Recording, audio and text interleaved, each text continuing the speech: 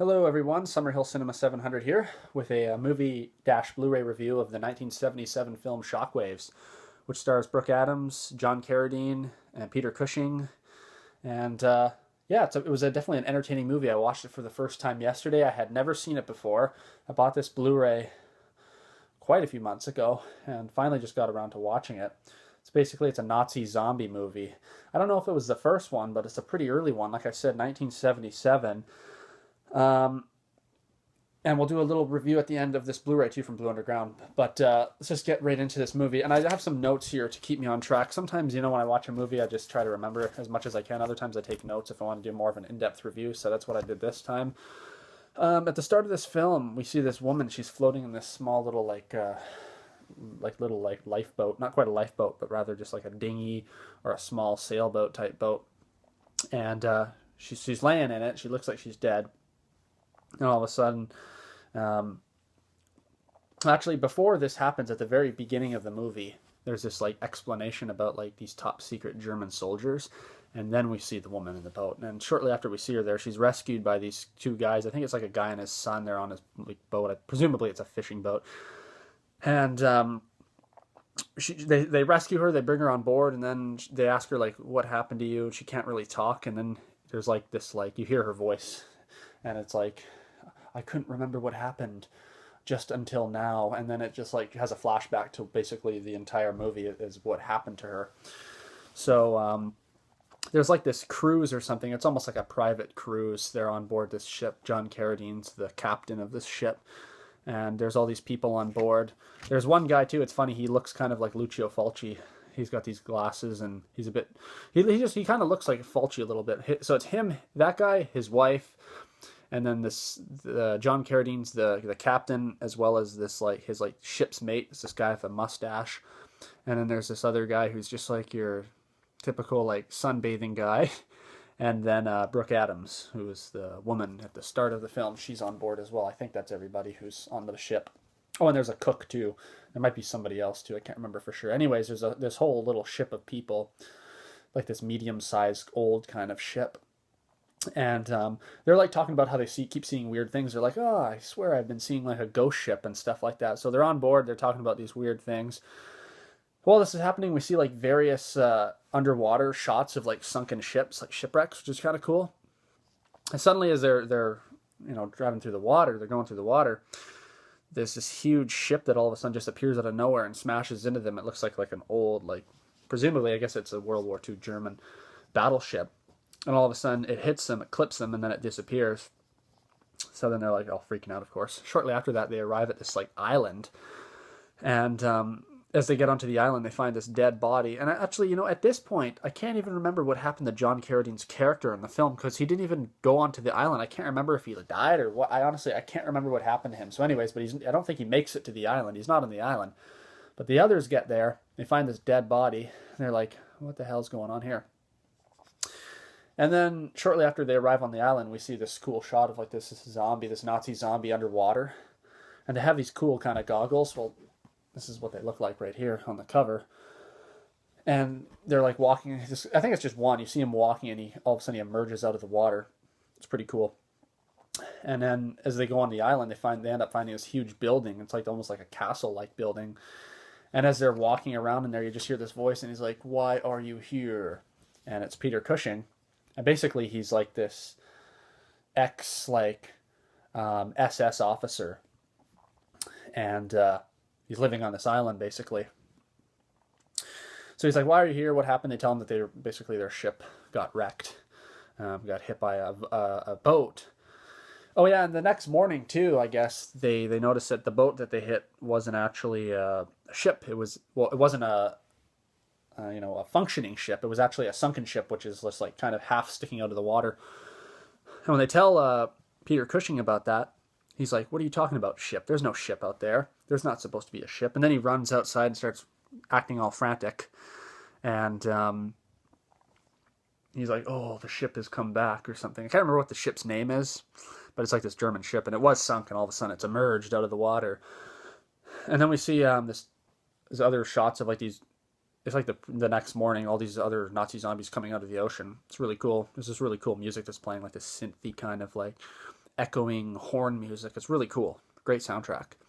The cook who was on board the ship, he goes out, I guess, to collect food or something. He goes for a walk by the beach. And all of a sudden you see one of these Nazi zombies come out of the bush, and then he freaks out, starts running around. He ends up stepping on a sea urchin, goes right through his, and then he falls down, and another one goes like through his face. So Peter Cushing's character, he's warning them. He's like, you got to get off this island. There's very bad things that happen here. It's very dangerous. You should leave now. There's a boat down by the water. Get in there and just go. So then they leave. They start walking around again, and then they find the cook's body. And they also find like this little SS emblem. I think it's like a patch or something. And then as they pick up this SS thing, they look in the distance and they see a couple of these zombies coming over to them. So, Peter Cushing's like, well, I warned you should have left, but you didn't. So I'll give you a history. Basically, this is like our super squadron of Nazi soldiers that we design in the war. They're basically like land, sea, and air. Like nothing can kill them. They're like super soldiers, depth dwellers or something like that. And he just basically explains to them what they are. And he's like, okay, you must leave now or I'm going to shoot you. He pulls out like a Luger. Tells them to get the hell off the island, basically. And then Peter Cushing's character gets killed, basically. He walks outside and gets killed. I think he gets pulled in the water by one of these Nazi zombies. And then there's basically 5 people left. They try to escape the island in that little boat, but the boat, when they're leaving, the boat gets like stuck in the mud, and they end up falling off. They're so clumsy, they just like fall off the boat and it just sails off into the distance. And it's like, oh fuck, you're screwed now. Of course, at this point, the group's panicking and they all get separated, like in any good horror movie.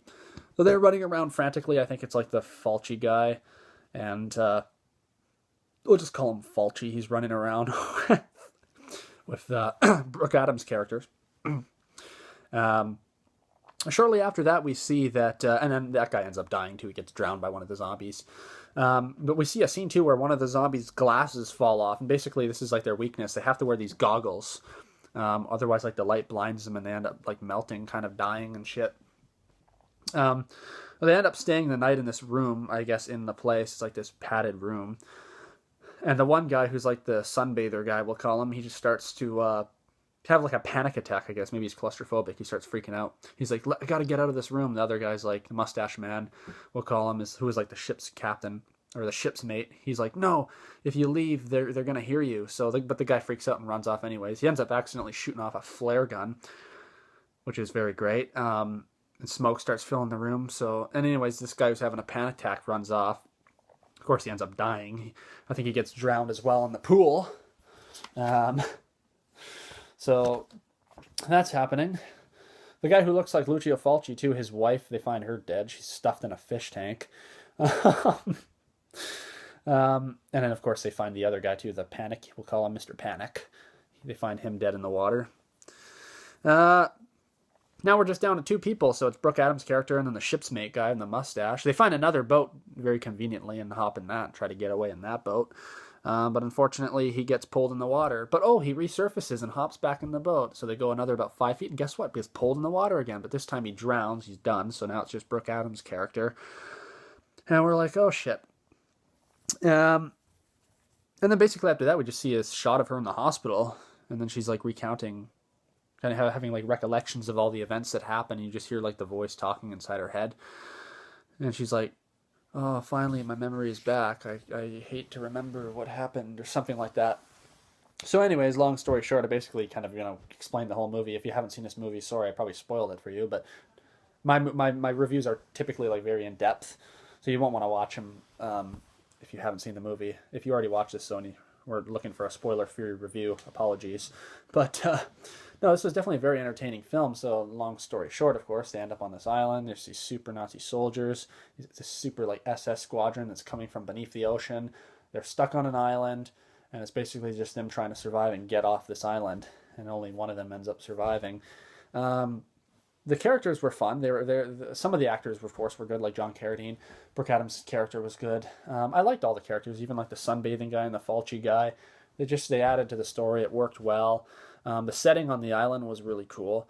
And of course, Peter Cushing as this German ex-SS officer was really good. He was great in the role. The soundtrack is super awesome. It's probably the highlight of this film for me is the soundtrack. Again, it's kind of like this synthy, very synth heavy.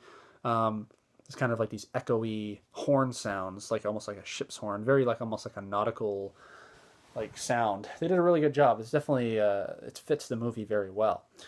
Um, some cool like underwater shots too of these zombies, whether they're like just laying in the water or emerging from the water. It looked really cool. The zombies themselves look pretty cool too. It's unique, not great, but they looked cool with the goggles and like the SS uniforms and stuff like that. So it's definitely it was an entertaining film. I've seen much better movies, but I've seen much worse. This was definitely entertaining. And again, let me know if you know of any other like Nazi zombie movies, because this is definitely an early one, 1977. I don't know if there's any from before then. There's a lot of other ones. I think I have one called Outpost, which I've never seen. It's a more newer Nazi zombie movie, but that's 1977's Shockwave. So we'll take a quick look at the Blu-ray here. Yeah, so we got this Blu-ray here from Blue Underground. I think this is quite a bit of an older release, 2014. It's a 1080p HD transfer. We get a few special features. We get an audio commentary of the director and makeup designer and filmmaker Fred Olen Ray. We get Nazi zombies on a budget, interview with producer and cinematographer. We get notes from For the Undead, an interview with the composer of this film. Soul Survivor, an interview with star Brooke Adams. From Flipper to Shockwaves, interview with star Luke Halpin. I watched that one. He was the mustache guy. That was a fun little special feature. Theatrical trailer, TV spot, radio spots, poster, and still gallery. So overall, the picture looked pretty good. Actually, it's extremely grainy. That's one thing I forgot to mention is this film looks extremely grainy. But I like that. It suits the film, too. And it is a film from 1977, so that's to be expected. But, of course, some films, they almost clean up too much. The grain in this film worked, though. You kind of wanted it. So I liked it in this one. But, yeah, this is definitely an entertaining film. I would say that if you're a big horror fan, you'd want to have this one in your collection, or at least watch it. I don't know if it's available on any streaming services, if that's what you're into, but this Blu-ray from Blue Underground is a very nice way to watch it if you haven't seen it before.